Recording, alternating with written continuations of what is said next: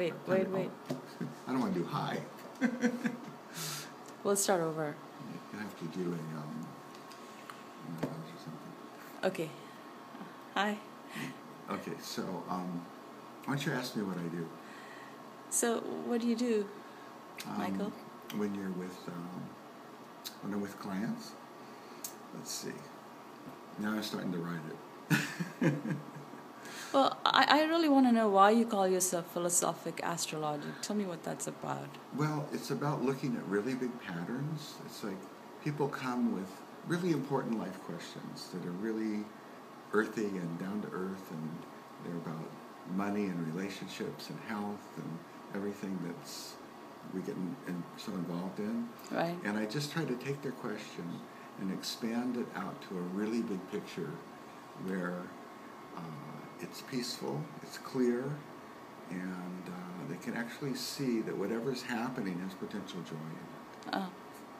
Well, that would be valuable. So give me an example of some kind of thing. Well, like last night, a woman came to me and there was an issue of a will and money she was going to receive.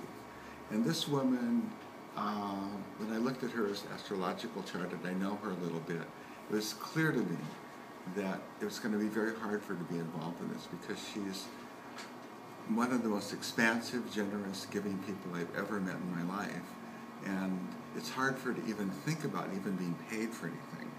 And yet she does wonder worker kind of things for people year after year.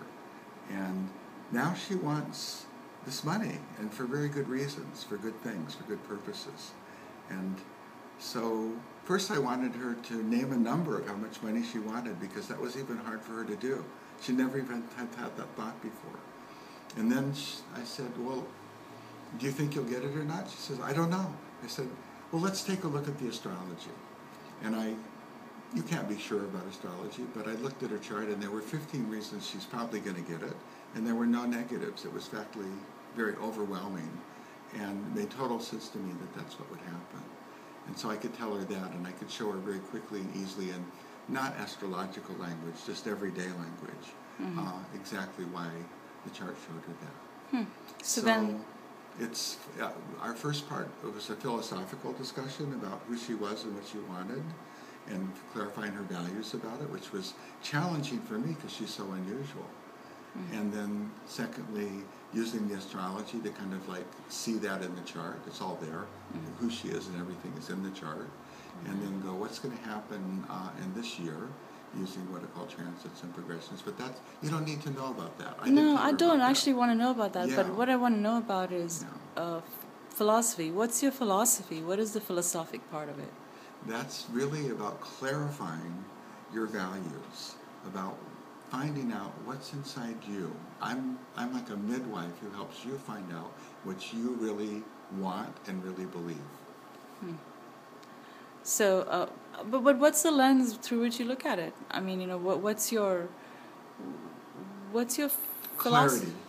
Clarity of thought. Looking at. Is it Chinese? No.